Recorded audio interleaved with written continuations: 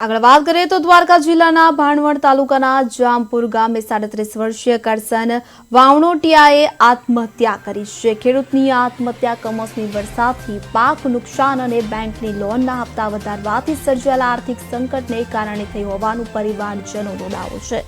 માનસિક તણાવ અને નિરાશામાં આવેલા ખેડૂતે અંતિમ પગલું ભર્યું છે, જેના પગલે ગ્રામજનોમાં શોકનો માહોલ છવાઈ ગયો છે। પરિવારજનોએ સરકાર પાસે વળતર અને સહાયની માંગ કરી છે। ખેડૂત આત્મહત્યા કેસોમાં સતત વધારો સરકાર માટે ચિંતાનો વિષય બની રહ્યો છે।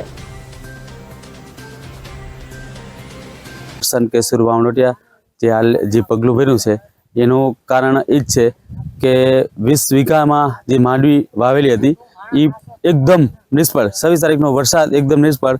પછી એને એવું થયું કે બેંકમાંથી લોન લીધેલ હતી, બેંકવાળાના ફોન આવતા કે પછી એને એવું થયું કે આ કેવી તો ભરપાઈ કરીશ, ભરપાઈ થાય જ નથી। કારણ કે આ જે માંડવી છે એ માંડવીનો પાક એકદમ નિષ્ફળ ગયો છે। તમે જો આપણે જોઈ છે કે એકદમ નિષ્ફળ ગયો છે, તો હવે એને ભરપાઈ કેમ કરવી?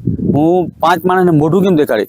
કોઈ પણ વસ્તુ કારણસર બેંકેથી એને ફોન આવતા કે લોન ભરી જાઓ ભાઈ, લોન ભરી જાઓ, તો એને લોન ભરવાનું થતું હતું તો એને એમ હતું કે હું ભરી દઈશ, કાંક મારી માંડવી નીકળી જાય એટલે હું ભરી દઈશ, પણ માંડવી તો પરલી ગઈ, પાક તો નિષ્ફળ હાવ ફેલ ગયો, તો એને કેમ ભરું? પછી એને આ લોકોએ આ કરશનભાઈ આવું પગલું ભર્યું। અને આ જે 26 તારીખના રોજ કમોસમી વરસાદ થયો એના લીધે મારા કાકા કરશનભાઈ કેશુરભાઈ વાવણોટિયાએ આત્મહત્યાનું પગલું ભરેલું છે। તેમણે થોડા સમય પહેલા ગોલ્ડ લોન લીધેલી હતી, પરંતુ હવે આજે જીવાદોરી સમાન જે માંડવીનો પાક જે એમનો નિષ્ફળ ગયો છે એના લીધે એ ચૂકવી શક્યા નહીં, બીજો કોઈ આવકનો કોઈ જરિયો હતો નહીં, અને એના લીધે આ પગલું મારા કાકા